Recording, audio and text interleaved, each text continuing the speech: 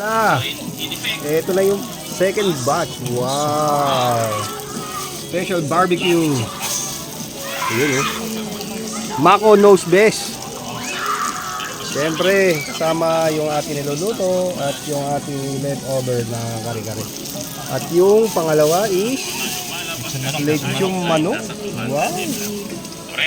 Parang piyesta talaga rito sa Tarlac. Parang, Mako, ano ba? Ba't ba ganito sa pagkabumisita sa Tarlac? Very accommodating. Say something naman para ano.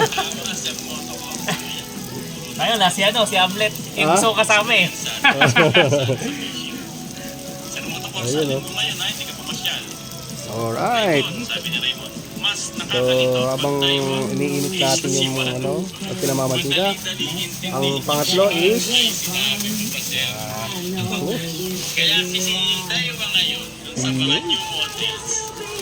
yes, bangus na. Pwede. Sarap. So, yan oh. Let's go. Let's see.